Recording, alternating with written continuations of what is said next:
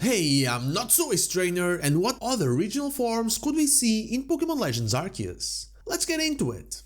One of my favorite Pokémon features of the past few generations are regional forms, not only because I like collecting new things, but also because they sometimes bring a new shine to mostly forgotten Pokémon. And they gave me Galarian Meowth, and consequently my boy, Berserker, and I'll forever love the feature even more because of it. Now, with the reveal of Hisuian Breviary and Hisuian Growlithe, they are confirmed for the upcoming journey in Pokémon Legends Arceus. Hisui Region and Wordeer also confirmed new evolutions to forgotten Pokémon, but what others could we see? There's a lot of talk about the starters having different forms or different final evolutions, but I feel like those are not very well founded. The fact that those Pokémon were brought from outside of Hisui, most likely from their respective regions by the mysterious Professor Laventon, means that they were not exposed to the conditions of the Hisui region. They could have different forms from their respective regions, but I don't see them doing that. This one is about Hisui, the old Sinnoh region, and I think they'll keep it like that.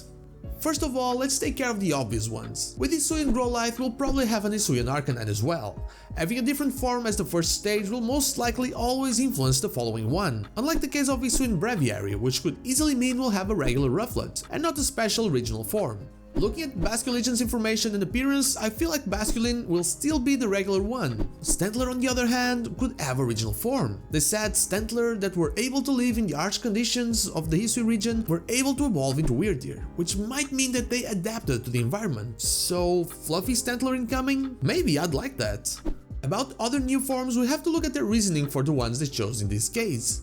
We have Hisuian Growlithe being based on the Komainu statues, which are also found in pairs, into which they already had a relation to, but now are more similar in appearance. So let's say Hisuian Growlithe comes from lore. Hisuian Breviary could be based on the stellar sea eagle, which migrates to Hokkaido in the winter. Hokkaido, of course, being the inspiration behind Sinnoh and thus Hisui. With Breviary being the only eagle-based Pokemon, this makes a lot of sense. So let's look at lore and fauna and try to see what else we could have. We'll look at two of each. Starting with lore, the first one I want to look at is Spiritomb. Spiritomb as we know it is the result of 108 spirits being confined to the odd keystone somewhere in the past. Now that we're in the past, it would make sense that we could see its true form and even participate in the binding of this strange Pokemon. Its presence in the Crown Tundra, given its Nordic elements, could easily imply its inspiration to be the Dildagasts, a type of ghost from Norwegian folklore connected to boundary stones. Since this folk creature is said to be able to transform into a bird, most commonly an owl, it would be great to see Unbound Spiritomb to have a ghostly bird-like shape, giving it a ghost and flying type.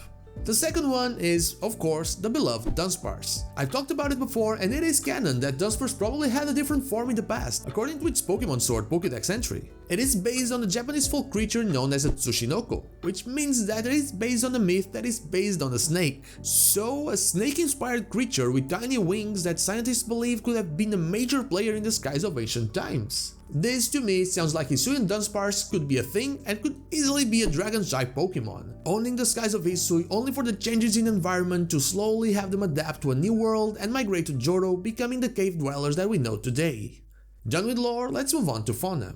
For this, my research was on the wildlife of Hokkaido and cross-referencing it with the Pokemon that we already have and, of course, were not seen in the trailers.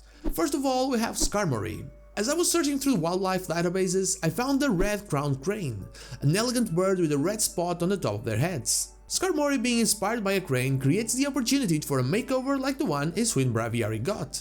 Giving Skarmory a more elegant look, less menacing and more on the pretty side, with a fiery red on top of its head, could create an awesome fire-flying bird that we could call Hisuian Skarmory. For the last one of the fauna category, we have ferret. Look at this cute little thing.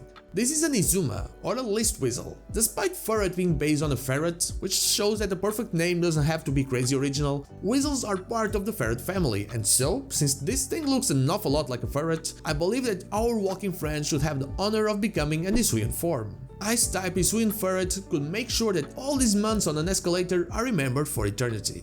Gonna throw in a quick last one that fits both categories though. Hisuian amolga. This Pikachu clone could fit both the lore and fauna one, due to the flying squirrel's importance with the Ainu people and because of the Ezo Momonga, a flying squirrel native only to Hokkaido. I could easily see the Hisuian amolga becoming a nice flying Pokemon to pay homage to this cute little thing.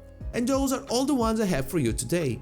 Notice the lack of Meowth. I know, I'm probably wrong just because of that. But anyway, what do you think about it? Do you see us getting more regional forms? Let me know in the comments down below. Before I say goodbye, I want to thank my Twitch viewers that claimed their shoutout for the week. Jubanita, Fikatan, and Anubis here, thank you so much for all of your support.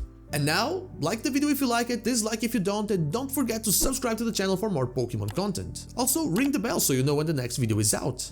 You can follow me on social media, Twitch, we stream there Thursday to Sunday, or join our Discord, all the links are in the description. Thank you so much for watching, and I'll see you all on the next one.